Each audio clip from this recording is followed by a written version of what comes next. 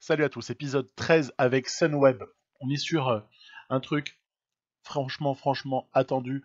À jouer, ça a été terrible et je peux vous promettre du suspense à un niveau incroyable par rapport à ce Giro sur lequel on essaye de renverser la machine Tom Dumoulin, notamment après un moment de malchance totale sur cette étape 11.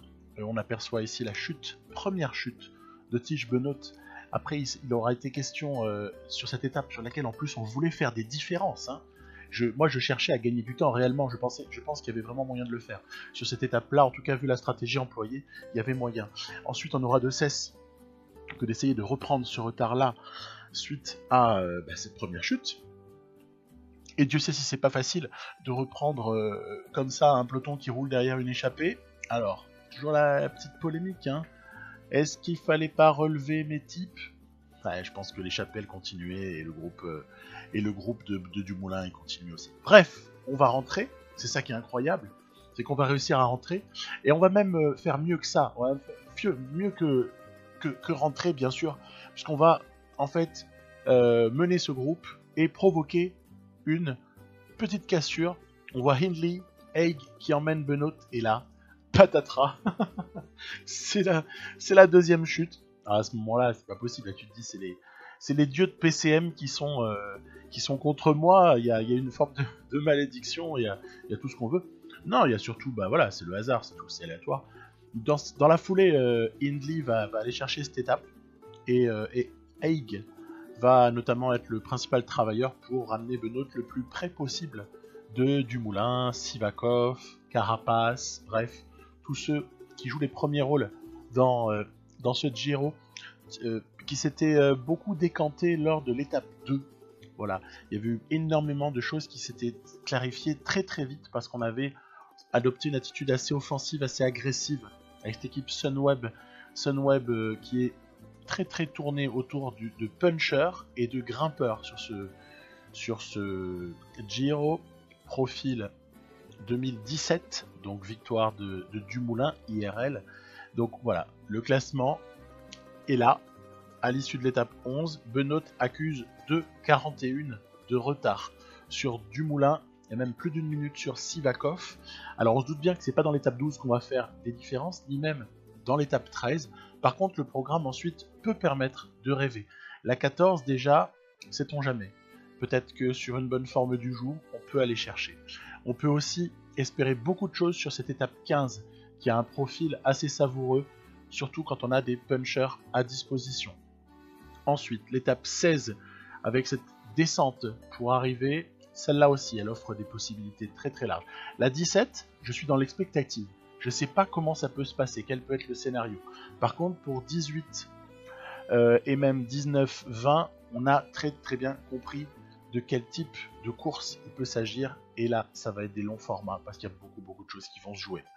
Donc 20 évidemment. Et le pire, c'est que, et non, ce n'est pas fini.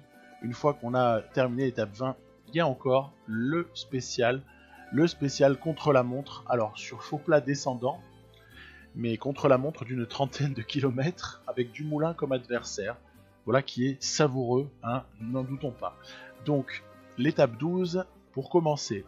Alors on va laisser parler quelqu'un qui a pas mal de choses à nous dire, je crois. Ouais, je pense qu'en fait, ces doubles chutes, c'est pas grave. On a encore moyen de faire des choses sur ce Giro. Moi, je crois en cette équipe. Elle est très forte. On est pas mal motivé. Et je sais qu'on peut aller le chercher. Il y a pas de problème. Je suis très confiant. Très confiant en fait sur ce Giro. Quels seront vos principaux objectifs en 2017? Eh ben, écoute, on va faire ce qu'il faut. Hein. Étape peut-être 18, 19, 20. Faut pas se leurrer, il y a des choses à espérer de ce côté-là. Et je pense que Dumoulin est comme tout le monde, il peut avoir un jour sans, tout simplement, hein, et on n'est pas à l'abri de ça. Voilà, donc sur cette étape un peu de transition, hein, quelque part, le Tiche qui s'exprime et qui s'avère très confiant. Bah évidemment qu'on est confiant, parce qu'on n'a quand même pas fait tout ça. Pic de forme, planification, mise en place aussi des pics pour tous les équipiers, constitution d'une équipe un petit peu sur mesure aussi pour aider Benoît le mieux possible. On n'a pas fait ça pour baisser les bras, juste parce qu'on a 2,41 de retard. Donc c'est sûr que étape 12 n'est pas propice, l'étape 13 ne l'est guère, faut pas se mentir, hein, on va attendre notre tour. Après, il faut la jouer stratégique, c'est que quand vous avez comme ça un grand tour, il y a toujours ce fameux jour de repos. Alors en l'occurrence, sur ce Giro, là, le deuxième jour de repos, il va intervenir après l'étape 15. Ce qui veut dire que, avec la faculté de récupération de Benoît, qui n'est pas mauvaise, elle est même plutôt bonne d'ailleurs, il y a moyen d'essayer de quand même faire un certain effort, même y compris pour les équipiers, sur les étapes 14 et 15, sans arrière-pensée, parce qu'on sait qu'après 16 méritera aussi de fournir des efforts, 17 peut permettre de se reposer ou pas, et le reste, bon bah voilà, c'est le feu d'artifice.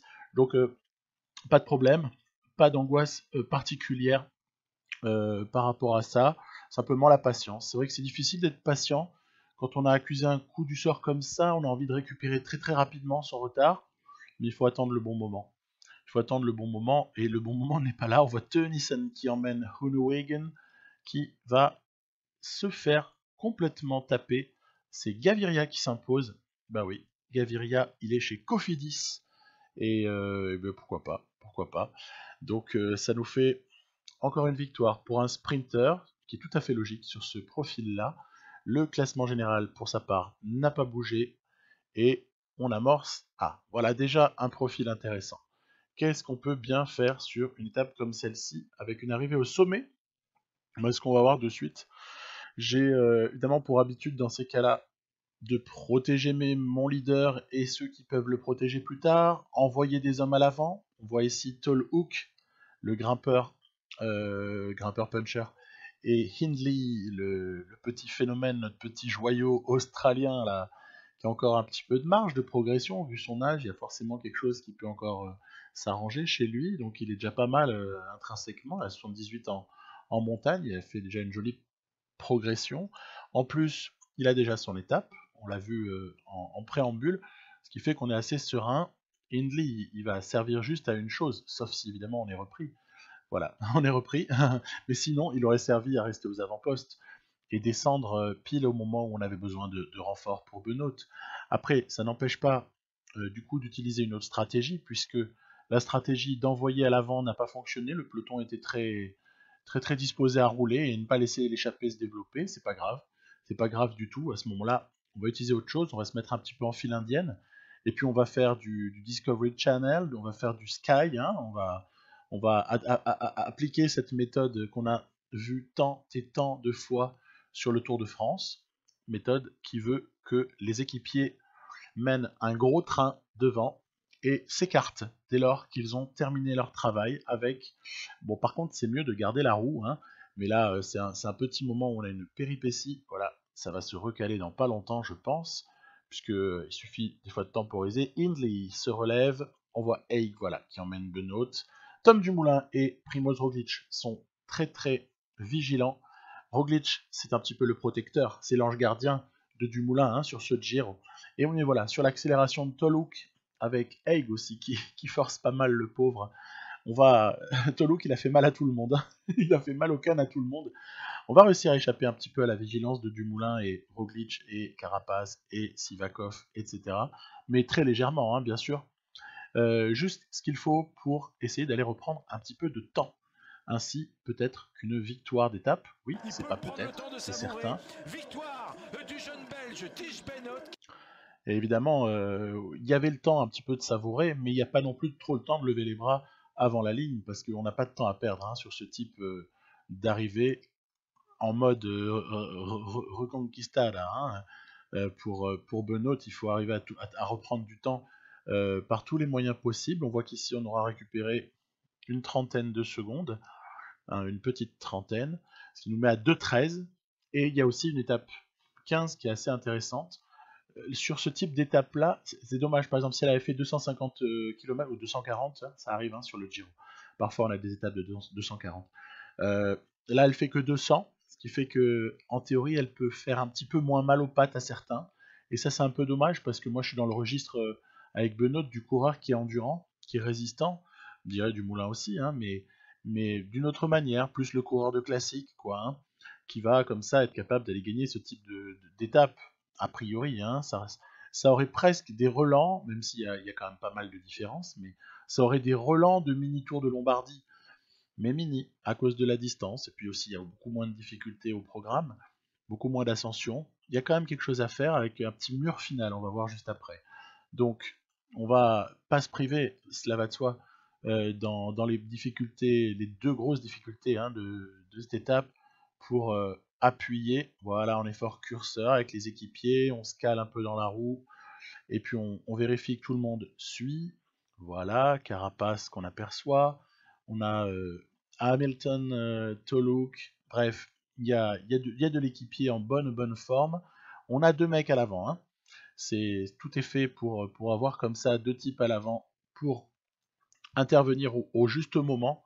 Et voilà, bah donc on aperçoit ici Power, voilà, qui décroche. Et Hindley qui fait la descente. C'est un bon descendeur, Hindley, c'est cool. Et puis Tolhoek, Hamilton, Haig, nos Australiens sont au taquet pour cette étape-là et pour ce Giro en général, hein. Je suis super heureux de mes équipiers là. Je trouve que c'est une des plus jolies compositions spéciales Giro que j'ai faites parce que en profitant de ce que finalement il n'y ait pas de CLM par équipe, hein, ce qui est quand même pas non plus la norme hein, spécialement. Donc j'en ai profité, c'est sûr, pour mettre une équipe qui est sans sprinter, mais alors qu'est-ce qu'elle est redoutable sur terrain accidenté notamment, et on est au sommet là, voilà, deuxième sommet, on y passe. On a fait zéro différence sur du moulin, mais on est quand même bien seul, hein, au sens où il y a quand même pas grand monde. Quand on regarde voilà les Roglic, bon ok, Sivakov même, Carapace, n'ont pas été en mesure de suivre le rythme qui a été mené, même si bon bah le caillou dans la chaussure c'est du moulin, et celui-là il est là par contre, mais il y a peut-être moyen, Carapace qui mène la chasse, après on va demander évidemment de rouler sur le plat, parce que il ne s'agirait pas de se faire reprendre, on peut évidemment pas demander ni aux autres échappés, ni à Dumoulin de mener, c'est normal, c'est à nous de faire le boulot, et on va le faire, mais attention, parce que Dumoulin trouve encore le moyen, non seulement il est présent, non seulement il est présent à l'avant avec nous, et donc il a été le tout meilleur de tous ces favoris-là, il trouve encore le moyen d'attaquer sur le plat, c'est énorme en fait. La santé de ce Dumoulin sur ce Giro, elle est incroyable. Alors attention, on arrive à un endroit qui est stratégique là, dans pas longtemps, regardez, hop, là évidemment on rentre, c'est normal puisque Dumoulin, hey, il s'arrête après, hein, une fois qu'il a produit son accélération, il voit qu'il ne lâche pas Benoît, ben, il en replante une, mais après avoir repris une petite respiration, puis on va contrer carrément. On va contrer, on va contrer Dumoulin, et pourquoi? Bah parce qu'ici, regardez, on reconnaît, c'est amusant, c'est un final de Tour de Lombardie 2016, 2016 c'est ça, Chavez. C'est hein, vous reconnaissez, j'ai proposé du Mathieu Van Der Poel il n'y a pas longtemps sur ce passage-là, puis il va y avoir comme ça, voilà, un virage ici, voilà, virage à droite, il y aura un revirage à gauche, et ensuite ce sera la ligne d'arrivée. C'est donc peut-être le moment de produire un effort maximal pour l'ami Tige Benoît pour aller au moins chercher cette étape, à défaut d'avoir récupéré du temps sur Tom Dumoulin. On voit, c'est dommage que j'ai pas réussi à intercaler Haig. Il n'en pouvait plus trop, hein, le pauvre Haig.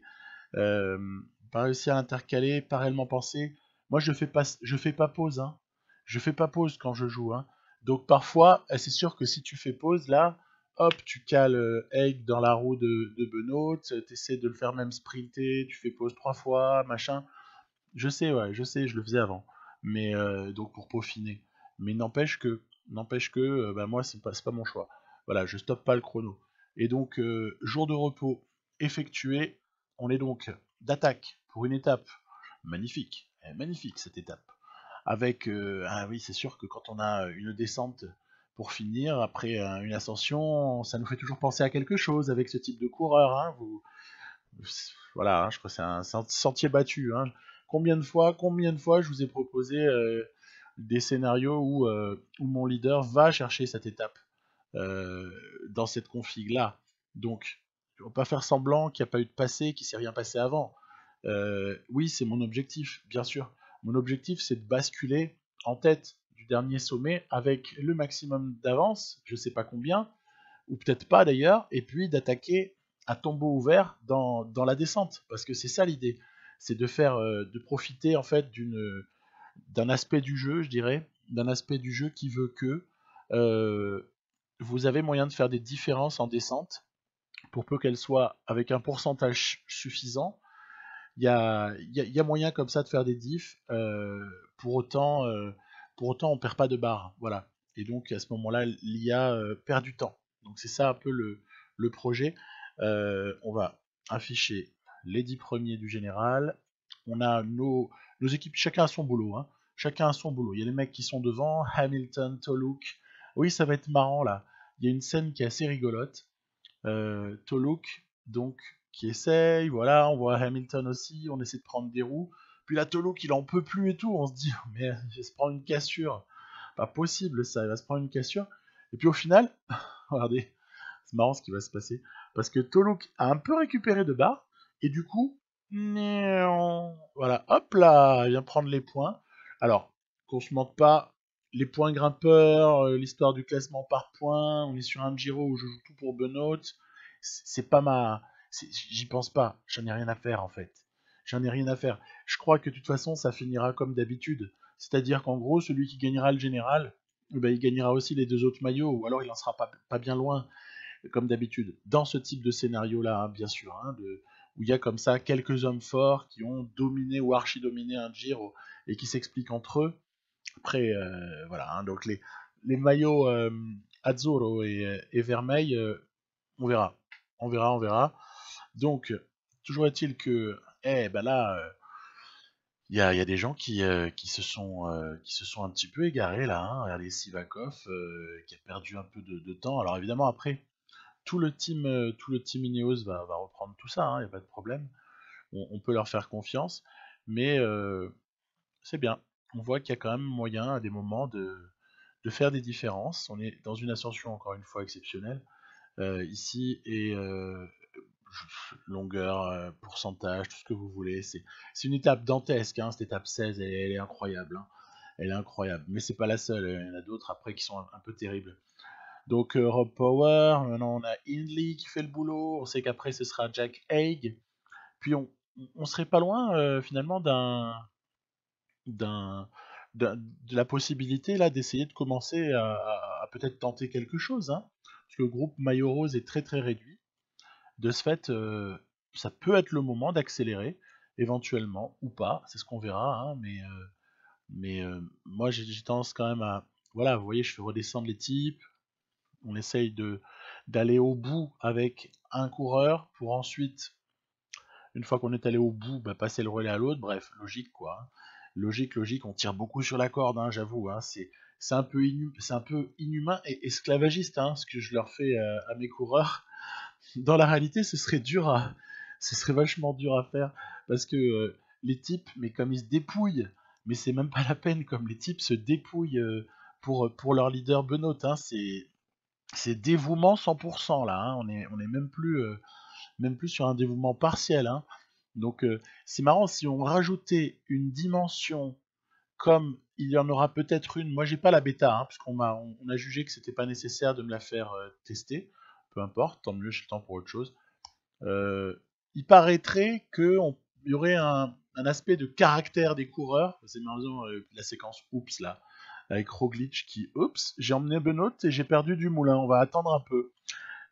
Il paraîtrait qu'il y a un aspect caractère des coureurs, qu'il y a un aspect quelque part un peu psychologique qui pourrait intervenir dans le mode carrière, paraît-il, m'a-t-on dit, mais je n'en suis pas sûr, sur PCM20. Alors, on pourrait imaginer sur un Giro comme celui-là, au bout d'un moment, une certaine grogne chez les équipiers, quoi, du style, bon, tu commences à nous saouler, le directeur sportif, là, tu nous épuises, on n'en peut plus, on est en train de foutre en l'air notre saison parce qu'on ne sera plus capable de rien faire, parce qu'on pourrait aussi prendre en compte ça, comme on le voit parfois sur certaines courses, hein, qui impactent une saison entière.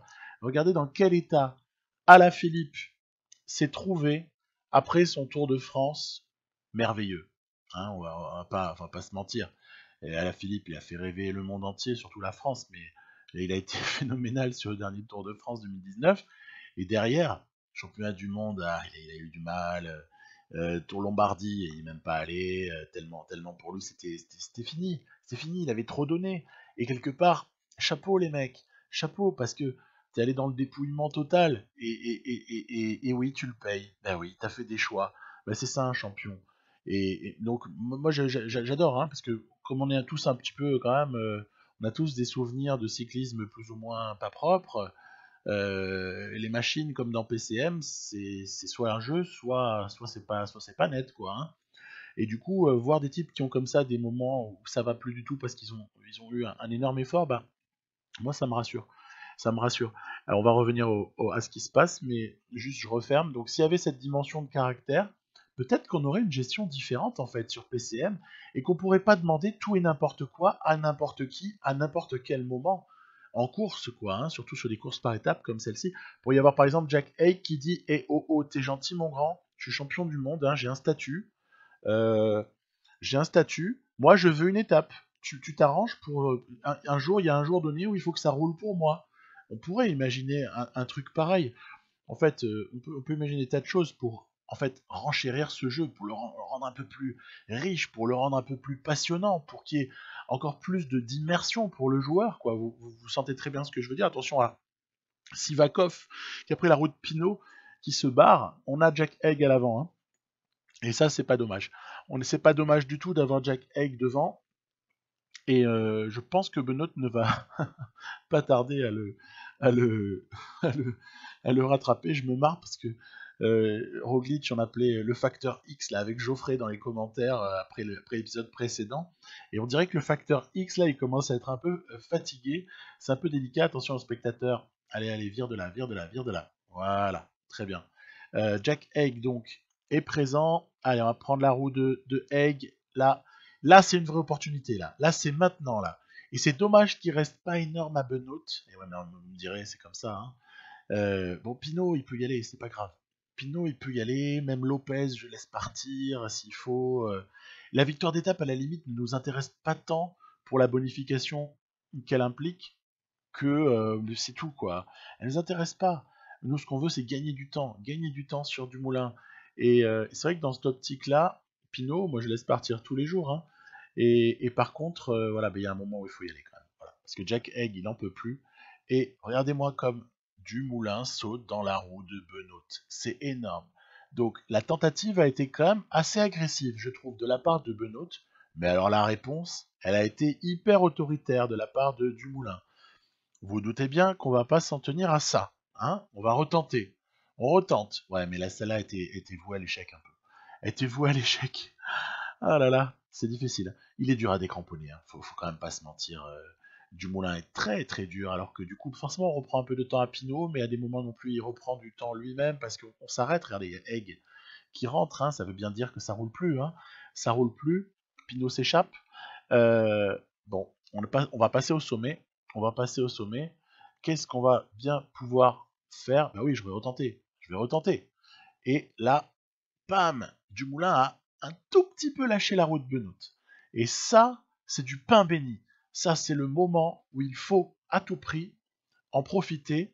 Alors, la technique est la suivante. Effort curseur à 99, alterné avec attaque, tout simplement. Et pourquoi je dis effort curseur alterné avec? On me dit, oh, mais t'as qu'à attaquer tout le temps. C'est ce que je vais faire, bien sûr, d'attaquer tout le temps. Sauf que l'effort curseur, de temps en temps, pour récupérer de la barre, si jamais on l'a vidé à cause d'une pente qui est un petit peu pas assez pentue, si j'ose dire, pas assez forte. Et puis après, attaque. Attaque, attaque, attaque, attaque, dès que possible. Et ça permet de creuser un petit peu. Alors je ne sais pas si on va reprendre Thibaut Pinot, qui semble promis à une jolie victoire, hein, du reste mérité, parce qu'il a été, il s'est échappé de manière assez jolie. Je ne sais pas si on va le reprendre, mais par contre ce qui est certain, c'est que si c'est Carapaz qui roule sur Benoît derrière, ben, ça va pas le faire. Ça va pas le faire, parce que Carapaz est un moins bon descendeur que Tige Benoît dans cette partie. Et de ce fait, oh là là, Benoît, c'est extraordinaire. Il a repris Pinot. Il a repris Pinot. Du coup, peut-être que la victoire, peut-être y rêver là sur cette étape 16. Allez, il y a quelque chose à faire ici. Au sprint entre un Flandrien et un grimpeur, moi, il y a une morale. Il y a une morale, c'est le Flandrien qui gagne. Mais ce qui nous intéresse, c'est surtout l'écart. Voilà, il y a eu, allez, environ une trentaine de secondes. Trentaine de secondes, mais il prend 4 secondes du Moulin. Benoît en prend 10 en bonification. Bon, bah, ça nous fait quand même un petit bonus. C'est bien, c'est bien, c'est bien. Ça permet de revenir à 1,31. Bon, Sivakov a complètement. Il avait explosé dans l'étape d'avant, là. Donc, c'est pas trop ça qu'il faut regarder. 6ème victoire d'étape sur ce Giro pour Tige Benoît. C'est quand même pas mal, hein. C'est quand même pas mal. C'est pas fini. Peut-être qu'on en a encore, je sais pas. Donc, étape 17. Alors, celle-là, je me suis trituré les méninges pour essayer de comprendre ce qu'il y avait à faire sur cette étape-là. Déjà, est-ce qu'il y avait quelque chose à faire? La première information, c'est que bah, du coup, forcément, moi j'ai cherché à peut-être dynamiter la course, puisque il se trouve que pour une fois, on démarrait en montée. Du coup, j'ai essayé de dynamiter la course. Bon. Et ensuite, je me suis retrouvé à devoir, voilà, il y avait des groupes éclatés, mais, ouais, mais moi je fatiguais mes coureurs, vous allez voir, regardez, c'est là qu'on va vraiment accélérer. Voilà, on a mis Toluk à l'avant, hein. On a mis Toluk à l'avant, mais je sais pas ce que ça va avoir vraiment comme effet à ce stade-là. En fait, l'interrogation, j'aurais dû le dire tout de suite, que j'ai sur cette étape, c'est quelle est la pente réelle de tout ce faux plat montant qu'on aperçoit pendant, je sais pas moi, 80 ou 90 bornes? Quel est l'impact de ce faux plat montant? Voilà. Quel est l'impact dans le jeu sur les coureurs? Comment est-ce que le jeu est programmé en quelque sorte pour impacter tel ou tel sur ce type de pourcentage? En gros, est-ce qu'on est sur zéro impact parce qu'il n'y a pas assez de pourcentage? Auquel cas, ben, on devrait voir un sprinter qui s'impose à la fin. Ou est-ce qu'il y a quand même un impact et on n'aura plus de sprinters, en tout cas de gens incapables de grimper, on n'en aura plus dans le final. Voilà, c'est toute ma question, et j'avais aucune réponse hein, en démarrant. En plus, je l'ai pas joué celui-là, hein, j'ai pas l'impression. Mais non, bien sûr que je l'ai jamais joué.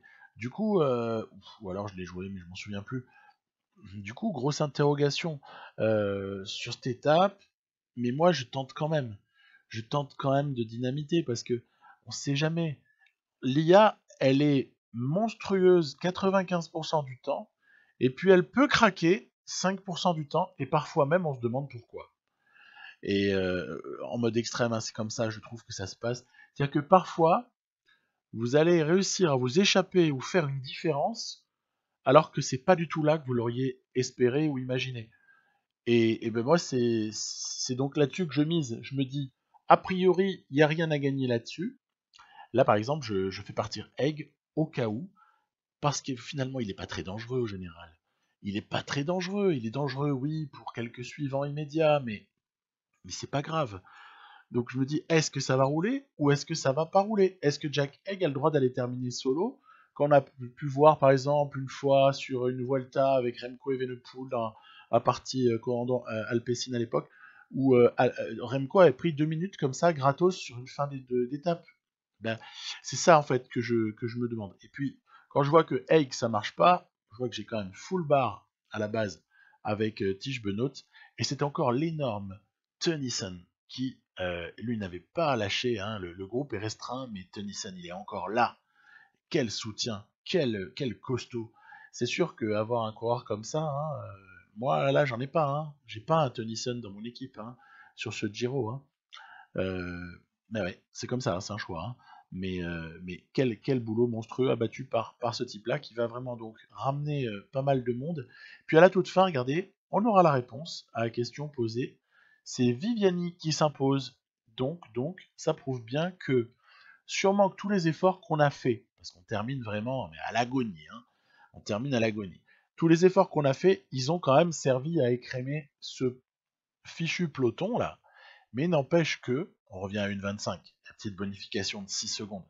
Mais n'empêche que ce n'est pas suffisant pour vraiment conclure. Alors regardez, disparition du pic, très très proche pour Tish Benoît. Ça c'est un drame.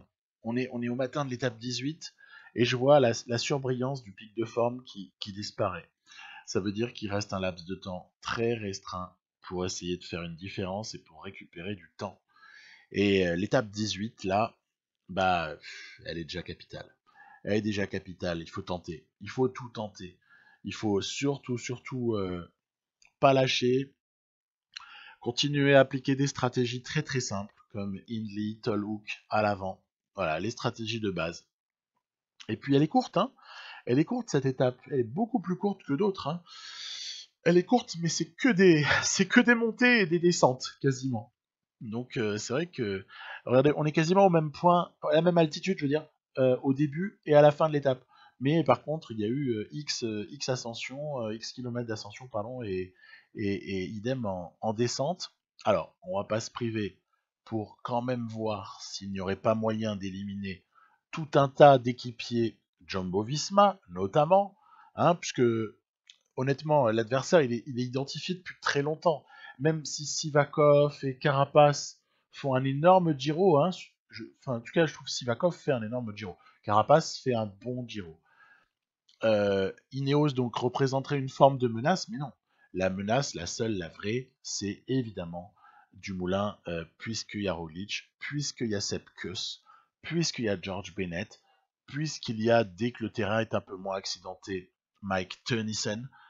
Voilà, donc c'est tellement compliqué qu'il faut juste essayer de commencer à éliminer un maximum de Jumbo-Visma. Voilà, c'est vraiment ça mon idée. Donc Dumoulin, toujours présent à l'avant, il lâche rien, il est toujours dans les premières positions. On sent qu'il est intouchable en fait. Dumoulin est intouchable. En tout cas, paraît intouchable. Hein. C'est à la fin qu'on le saura, mais je comprends pas en fait comment faire parce que j'ai l'impression que j'ai pas les armes en fait pour déstabiliser ce Dumoulin là. Et donc on va essayer quand même, on va continuer, on ne s'arrête pas. C'est pas parce que c'est mal parti qu'on doit pas appuyer. Regardez, groupe très restreint, on est très loin de l'arrivée. On est hyper loin de l'arrivée, mais j'ai fait un écrémage assez incroyable. J'ai un type à l'avant, je le rappelle. Et oui, c'est à ça que ça sert d'envoyer des échappées. C'est pouvoir compter sur un renfort à un moment donné. Et là, dilemme, qu'est-ce que je fais? Est-ce que je fais la jonction avec Hindley ou pas? Eh ben, je me suis dit non, parce que tu es au sommet. Si tu arrêtes de rouler à ce stade-là, les autres ne rouleront pas puisqu'ils n'ont plus d'équipier. L'avantage, c'est que tu fais revenir Jack Haig dans le circuit, alors que sinon, il se prenait un éclat. Et Hindley peut reprendre du champ pour pouvoir aider sur la prochaine ascension. La fin de la prochaine ascension, par exemple. Surtout que le boulot il a déjà été fait. Des Ineos, il y en a partout. Et des Jumbo-Visma, on voit Roglic qui est déjà distancé. Ce sera peut-être difficile d'empêcher qu'il revienne, mais s'il revient, il explosera très rapidement, puisqu'il a déjà explosé une fois. Et puis derrière, c'est fini, hein, il n'y a plus personne. Hein. Donc, on est en surnombre. Et ça, c'est exactement ce que je voulais depuis le début. C'était trouver à chaque fois des stratégies sur ce... Voilà, vous voyez, Roglic rentre. Mais c'est pas grave. Honnêtement, il a beaucoup roulé pour rentrer. Je sais très bien qu'il va sauter au bout de quelques kilomètres d'ascension. Il n'y a pas de problème. Il n'y a pas de problème. Même George Bennett est rentré. Mais ça va sauter, mais direct. Direct. Préférez plutôt appuyer dès que ça remonte, en fait. Dès qu'il y a des pourcentages. À noter qu'il y a beaucoup d'ascension, en tout cas de kilomètres d'ascension, dans cette étape. Mais ce ne sont pas non plus des pourcentages déments. Hein, ce sont des pourcentages raisonnables. On est, c'est presque pas des pourcentages italiens, si j'ose dire. C'est abusé, hein, mais c'est presque pas des pourcentages italiens, ce serait presque plus des pourcentages de Tour de France, d'école français. Donc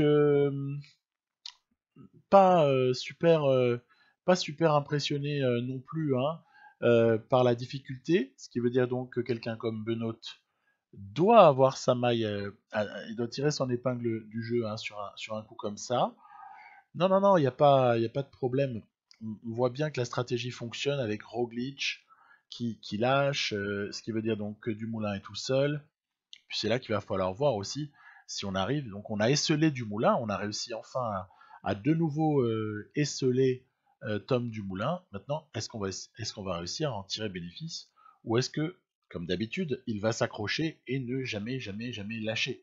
Donc déjà, je suis content, il n'est pas dans la roue de Benoît. C'est une bonne chose. Il n'est pas dans la roue de Benoît.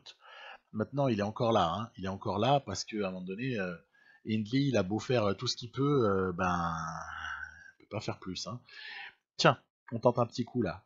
Petit coup de coquin là. Allez, allez Hindley. Dès qu'il a récupéré un tout petit peu, il y va à fond, à fond. On va faire la descente. On va faire la descente. Derrière, du coup, ça obligera à rouler.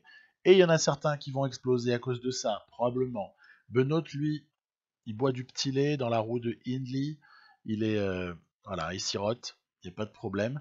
Et par contre, Louis, le problème que je vois, c'est que j'aurais tellement, tellement préféré que ce soit Dumoulin qui fasse l'effort dans cette descente. Parce que là, ça m'aurait assuré une dernière montée favorable. Alors qu'en fait, là, il est emmené, mais royal. Hein. C'est Carapace qui fait tout le boulot. Alors certes, Carapace, c'est pas le meilleur descendeur du monde, mais n'empêche que Dumoulin, il a fait zéro effort. Donc il a récupéré. Donc je dois vite m'économiser. Je dois vite rééconomiser les équipiers. Roglic est loin, donc on peut supposer que ça aura du mal à rentrer, ça reste à voir. On va quand même remettre un petit coup ici, là, avec Benoît himself, histoire de tester. Hindley était parti ravitailler, donc il va falloir que à un moment donné je stoppe pour l'attendre. Voilà. Toujours la question des ravitaux, hein, quand c'est ce qu'on peut les placer, etc. Des fois je sais que je gère pas au mieux hein, ces trucs-là. Je fais ce que je peux. Hein. Donc voilà, petite difficulté avant de réamorcer une deuxième descente très très longue. Là encore, Dumoulin n'est pas mal. Vous voyez derrière au moins, j'ai une satisfaction, c'est que c'est pas rentré. Voilà. La personne qui est rentrée parce qu'on a continué à rouler. Allez Hindley, c'est parti. C'est parti, tu re-attaques. Ah, je vous avais dit, hein, on n'est pas là à attendre dans le canapé que ça se passe. Hein, on provoque. Hein. On provoque tout ce qu'on peut. Hein. Et en se disant que si on provoque, bah, il y a un moment donné où ça peut lâcher. Bon bah manifestement, c'est pas là que ça va lâcher. Parce que Dumoulin, il est calé dans la roue de Benoît, il y a zéro problème. Zéro problème pour Dumoulin. Thibaut Pinot, pas mal, hein, je trouve. Hein. Finalement, à part l'éclat qu'il prend à l'étape 2, Pinot, il fait un super Giro. Hein. C'est presque dommage. On va pas parler de vigilance, parce que c'est l'IA qui a fait ce qu'elle a pu, quoi. Donc manque de vigilance virtuelle sur l'étape 2 pour certains, qui finalement leur coûte le général, alors que sinon Pinot il aurait pu être à la lutte. Hein. Enfin bon, dommage. Attaque, justement, de Mollema, Caruso, Pinot. Caruso, Pinot, ça joue clairement le top 10, il n'y a pas de problème, hein, notamment. Hein. Donc voilà, on s'affole pas. Mollema très fort, hein, j'ai trouvé. Je trouvais un très bon Mollema sur ce Giro. Il va avoir du mal à être récompensé de tous ses efforts, mais c'est quand même du très bon Mollema qu'on a eu là. Et oui, DB réactualisé, hein, World DB, plus une année de progression, entre guillemets, à son âge, si on peut parler de progression, mais quand même, ça reste intéressant, je trouve. Là, il y a temporisation. Là, ça temporise. Parce que, ok, Dan Martin s'en va, là, vous l'avez vu filer. Et ben du coup, c'est bien, hein, temporise. Hein. Et ben alors, du coup, on fait rentrer les mecs de l'arrière. Et Sivakov m'a ramené Toluk et surtout Jack Haig. Ben, on va en profiter. On va en profiter à fond, puisque quelque part, personne de super important n'a voulu s'échapper, n'a eu la force de partir. Du coup, on a la possibilité de muscler un petit peu les choses dans cette toute fin d'étape grâce au retour des équipiers. Bon, je parlais de certains, là, de mes Australiens, Hindley, Power, Hamilton, Storer, mais il y en a quand même un qui fait un drôle de Giro, hein. C'est Jack Haig. Hein. Le type, il est quand même toujours au soutien, il est top 10, et pourtant, à plein de moments, il se sacrifie. Ça laisse presque imaginer. Bon, sa note de CLM est rédhibitoire. Hein. On ne pouvait pas s'imposer avec Jack Haig sur ce Giro, c'était impossible. Mais sur un profil de grand tour où on n'aurait pas autant d'importance accordée au contre-la-montre, Jack Haig, il serait pas si loin que ça. Hein. Il serait pas loin, je suis sûr, avec une bonne équipe autour. On va prendre comme ça une troisième place. Une troisième place. Et ouais, c'est comme ça. Hein. On n'a pas réussi. On n'a pas réussi à faire de diff. On a fait ce qu'on a pu. On n'a pas pu faire plus. Et puis, victoire de Lopez, par contre, c'est cool. Victoire de Miguel Angel Lopez, si je me note. qui glane 4 secondes, ma foi, rapproche à une 21. Une 21, disparition du pic, mais quand même bonus de stage. Hein. Bonus de stage, bonus de préparation, allez quand même ça va, il nous reste 2-3 trucs. Bonus de classement général aussi, parce que le mec est content d'être deuxième. Ça fait qu'on sauve quand même la mise hein, au niveau des formes du jour. On n'est pas non plus sécos à -1 quoi. Hein. Donc on s'en sort. Je misais un peu là-dessus hein, pour être franc dans ma planification. Je misais beaucoup sur le fait d'avoir le maillot ou au moins d'être bien placé au général. Parce que pour le maillot c'est raté à la toute fin. Parce que volontairement j'avais calculé un pic pas trop qui va pas jusqu'au bout pardon du Giro parce que je voulais que les 2-3 premiers jours de course de la nouvelle préparation en vue du Tour de France, c'est compliqué mais si vous avez déjà regardé mes vidéos vous comprenez très bien de quoi je parle. Je veux que les dernières étapes du Giro servent de début de préparation pour le Tour de France puisque Tish Benoît va devoir refabriquer un pic de forme assez rapidement en définitive hein, qui sera basé sur Tour de Suisse et sur des stages pour aller pouvoir être fort sur le Tour de France où il sera, et on en parlera à la fin de l'épisode, très bien entouré, Tour de France, que j'espère avoir le temps de vous proposer, c'est tout ce que je souhaite, et puis surtout sur Profil 2020, hein, tant qu'à faire. Hein. Profil 2020, puisqu'il est paru là récemment, les gens ont fini le boulot, et j'ai trop hâte de tester le Tour de France 2020, c'est un truc de fou. Hein. Donc voilà, toujours est-il qu'on s'échappe un peu, voilà. Ah, cette étape 19 là, faut être franc, hein, c'est l'avant-dernière chance qu'on possède. Hein. Et même quand on regarde le profil, c'est délicat. Hein. C'est délicat parce qu'il y a plein de moments où ça roule en pleine et où du coup, ben, pas vraiment épuiser nos mecs pour rouler. Après, allez, il y a quand même un début de signe bizarroïde, c'est que sur la seulement deuxième petite ascension du jour, Dumoulin a quand même accusé une fracture. Bon, ça, on est parti un peu en mode CLM par équipe, là, avec 2-3 gars en plus. Mais ça a tardé à réagir. Je trouvais l'IA un poil moins vigilante que ce qu'elle avait pu l'être dans les étapes qui avaient précédé. Du coup, je pars. On est très loin, mais c'est pas grave.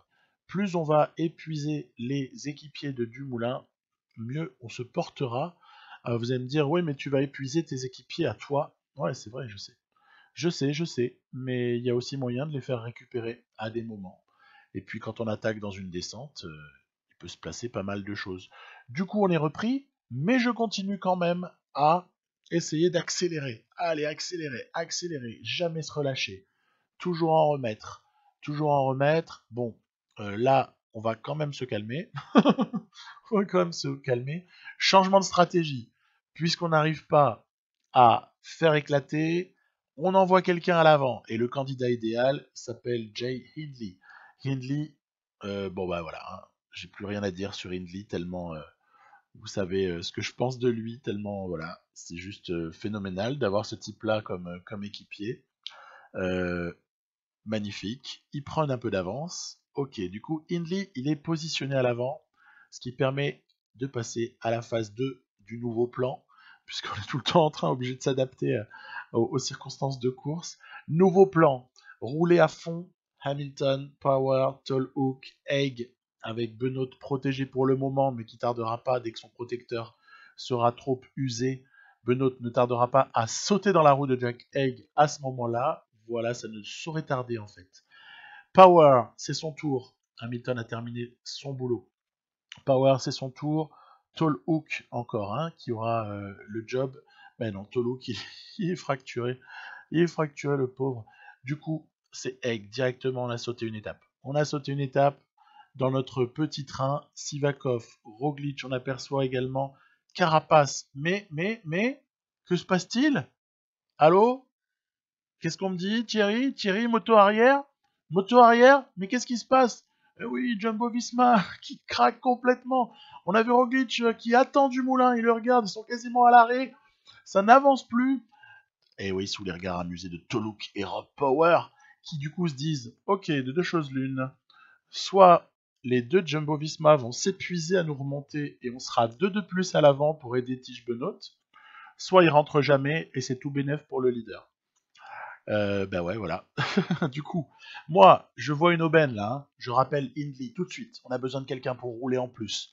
Hindley, Egg à Donf et Benoît gardera tout ce qu'il peut pour la fin. Alors évidemment, derrière, pas se faire d'illusions. Hein. Ne vous inquiétez pas, je faisais pas rouler Power. C'est juste qu'il était en train de protéger Toluk qui avait un fort effort pour suivre Roglic. Mais c'est pas nous qui menons là. Hein.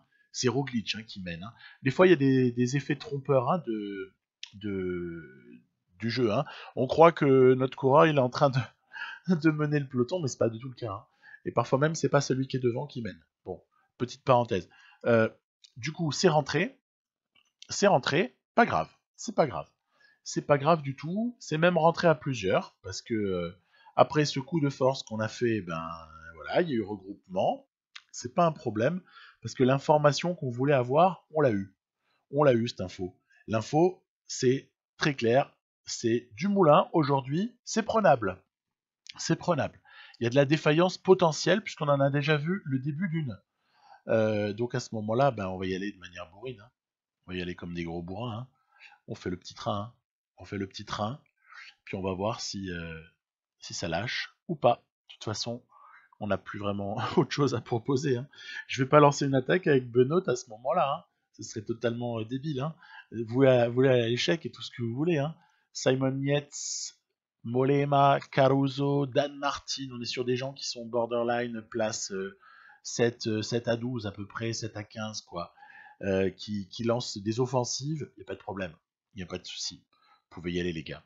Vous pouvez y aller. Après, forcément, Mollema, Caruso et Yates, ils sont top 10, sinon on verra pas leur nom. Hein. Donc voilà. Power, à toi de jouer mon grand. Il y a Jay Hindley dans la roue. Il y a Jack Haig aussi qui est calé. Roglic aux avant-postes. Carapace qui suit. Sivakov également présent. Dumoulin, je trouve un petit peu reculé Dumoulin. Il y a peut-être quelque chose à faire. Sur ce coup-là, il faut essayer d'en profiter. Qu'est-ce qu'il fait Roglic? Il s'amuse à quoi Roglic?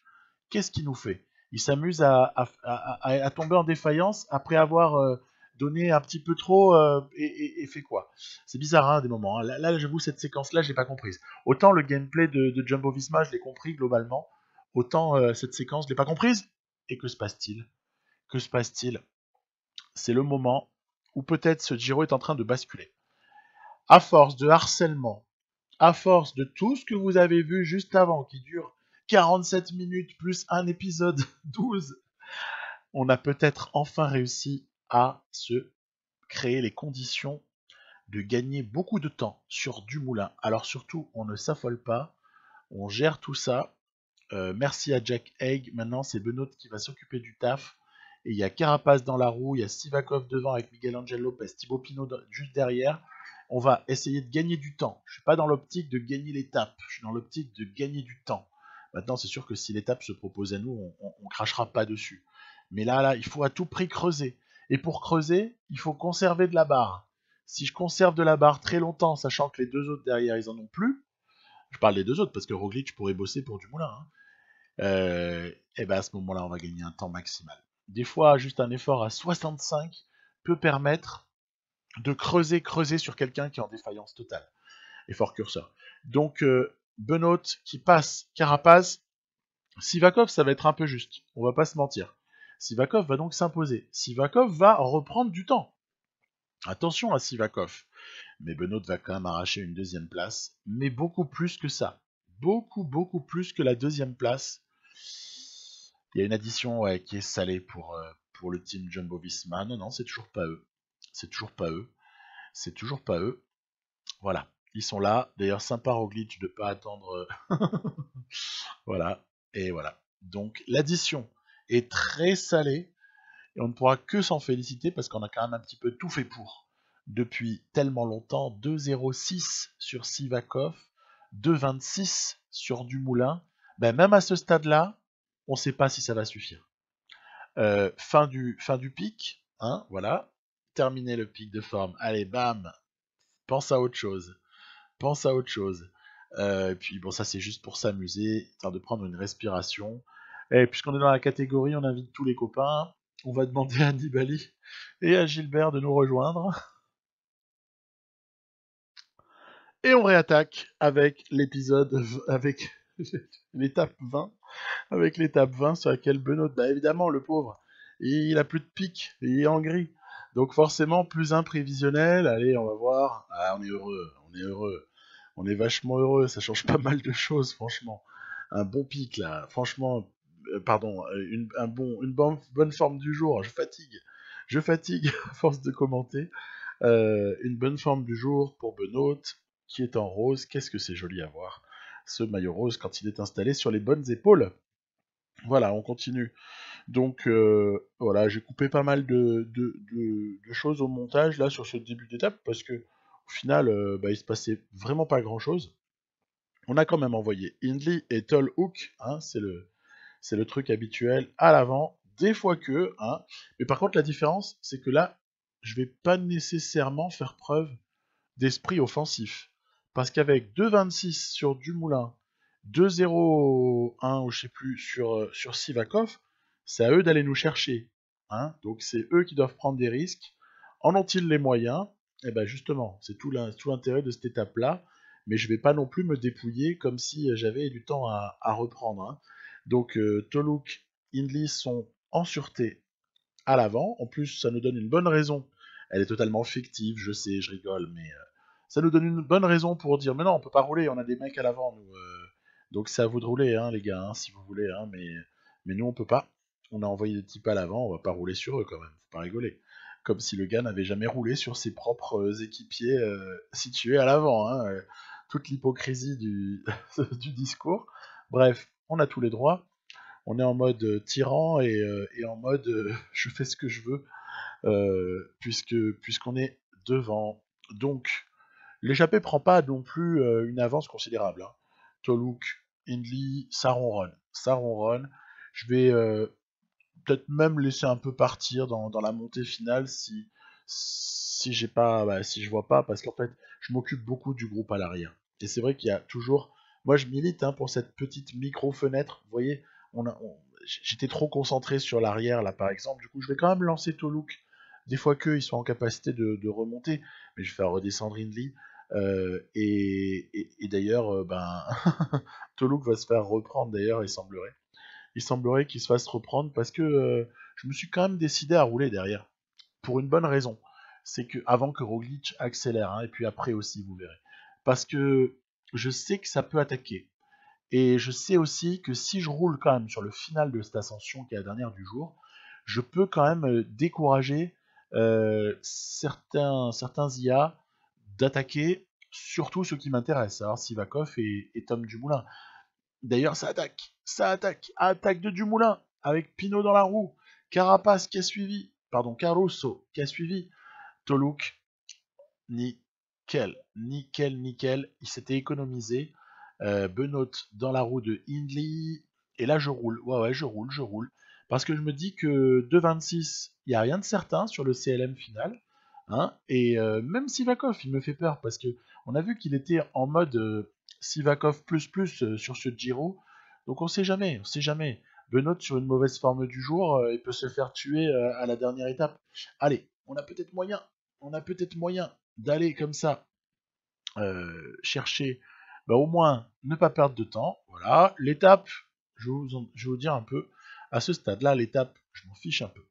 Je m'en fiche un peu, tout ce que je veux, c'est ne pas perdre de temps sur les deux mecs que je viens de nommer. À l'instant, on a vu, certains sont rentrés parce que ça temporise. Alors du coup, je me dis, tiens, et si Egg avait un bon petit bon de sortie là?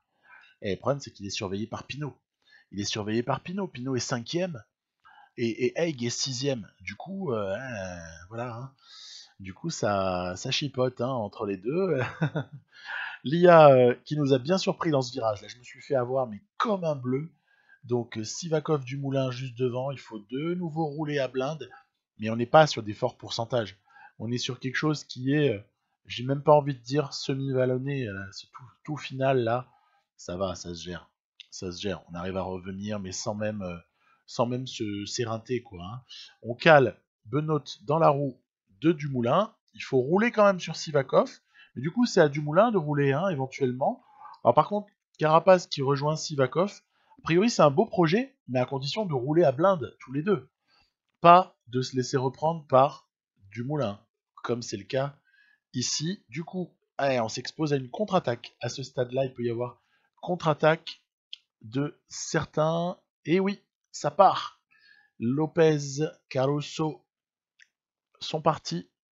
Ils sont forts, hein. Ils font quand même une bonne fin de Giro. Hein. Mollema a failli arracher la victoire. Finalement, c'est Caruso qui la prend. Bah, elle est bien méritée, hein, franchement. Vu son Giro, de toute façon, ça aurait été le cas pour les deux. Pour Mollema ou pour Caruso, la victoire d'étape, elle aurait été plus que méritée.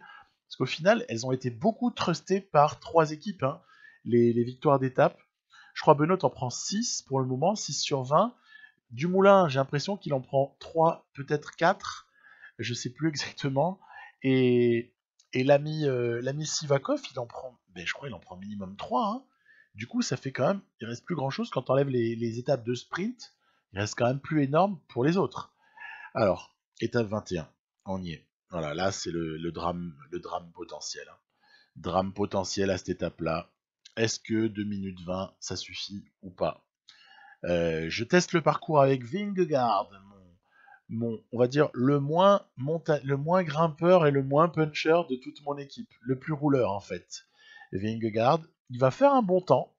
Même si Affini, il est fort Affini. Hein. J'aimerais bien l'avoir dans une de mes parties un de ces jours. Affini, j'aime bien le profil. Même si bon, j'espère aussi que PCM20 va réagir par rapport à la gestion des CLM, mais bon, ça c'est un autre débat, j'en ai parlé récemment. Allez, Benoît a une bonne forme du jour quand même. Allez, c'est très bien tout ça. Parce qu'en fait, quand vous voyez plus 1 affiché, ça tient pas compte de certains petits bonus qui sont cachés. Des petits bonus comme la place au classement général, la non-fatigue du coureur parce que sa courbe a été gérée. Je rappelle que Benoît, il a fait Liège, sinon le Giro c'est sa 2e course. Hein. Il est hyper frais. Hein.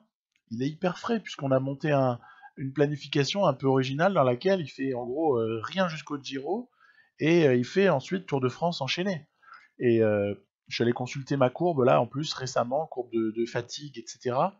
Le Tour de France, il va être entre 99 et 100% Benoît tout du long, avec 0 fatigue. Je crois le plus de fatigue, ça monte à 39 quoi.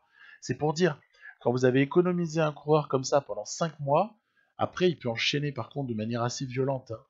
Et bon, ça c'est une parenthèse. Haig, franchement, se débrouille bien. Il a été valeureux. Il termine un très très très très joli Giro. Pinot va tout de même sauver sa 5e place. Puis bon, bah, le suspense, il est là. Hein.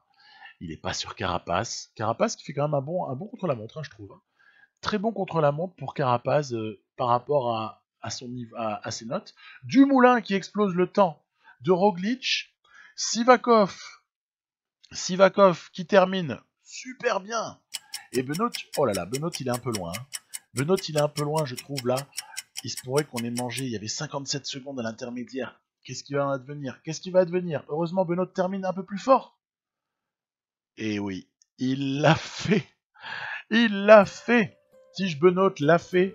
Il ne gagne pas l'étape, mais ne perd qu'1 minute sur Dumoulin. Ce qui nous adjuge ce Giro. Giro donc arraché par Benoît sur une étape 19 où nos efforts auront enfin payé par rapport à toutes les autres étapes sur lesquelles ça aurait été hyper dur. Alors il se trouve que Benoît, par le jeu des places, des passages au sommet, etc., prend les 3 maillots. Mais c'est anecdotique, parce que j'ai rien fait pour les prendre les 2 autres. Non, ce qui est clair, c'est que on a pris le général et c'est tout ce qui nous intéressait. Voilà. Donc, petit bilan pour Benoît. Donc, je vous l'avais dit, hein, saison vierge avant ce Giro, vierge en tout cas. Il avait joué un joli rôle quand même dans la victoire de Kwiatkowski sur Liège. Hein, parce qu'il termine 6ème, on s'en fiche un peu, c'est surtout qu'il a ramené à un moment donné Kwiatkowski vraiment dans la course, alors qu'Alaphilippe notamment paraissait injouable à l'avant avec ses 2 sbires. Bref, on avait vu ça, c'était il y a longtemps déjà. Et l'année d'avant, 6ème du Tour, avec Milan, San Remo, avec le Tour des Flandres et le Tour de Lombardie, des places honorables à Roubaix, à Liège. Ouais, ça va. On peut dire que la carrière est pas mauvaise pour Benoît, avec beaucoup de place aussi sur des courses entre guillemets moins importantes, hein, entre guillemets seulement. Donc on va viser le Tour de France, bien évidemment. C'est là-dessus que je suis concentré à présent, en compagnie de Michał Kwiatkowski, bien évidemment. En fait, à ce stade-là, je ne sais pas qui sera mon leader. Je ne sais pas si ce sera Benoît ou Kwiatkowski. Je pense qu'on va partir en co-leader pour les deux. L'un et l'autre ont des avantages quand même et des petites différences qui font qu'on peut avoir des doutes. Kwiatkowski, que j'ai recruté un peu pour ça, hein, pour essayer de le faire briller sur des choses qu'il avait pas trop gagné avant parce qu'il n'avait pas l'occasion de le faire, quoi. Donc il va y avoir un dilemme, c'est évident, mais on s'en occupera en temps et en heure. Troisième larron évidemment attendu sur le Tour de France, qui me fait déjà saliver, c'est Asgreen. C'est Asgreen, parce qu'avec ces notes-là, je sais qu'il est capable de nous renverser des montagnes en tant qu'équipier de luxe, et il est capable de peut-être faire gagner le Tour de France à l'un des deux autres, rien que par sa suractivité, et qui nous ferait oublier un petit peu ce Roubaix hyper malchanceux. Donc voilà, un petit topo. J'aurais pu parler de Hirschi, qui sera là évidemment. Hirschi, Egg il va être au repos, hein. Egg c'est Vuelta hein, maintenant, comme les autres Australiens, hein. Mais Toluk va enchaîner aussi comme Benoît. Voilà, vous connaissez un petit peu le topo. Je vous dis à plus. Et je vais me taire parce que ça fait 1 heure que je parle tout seul. Bye bye.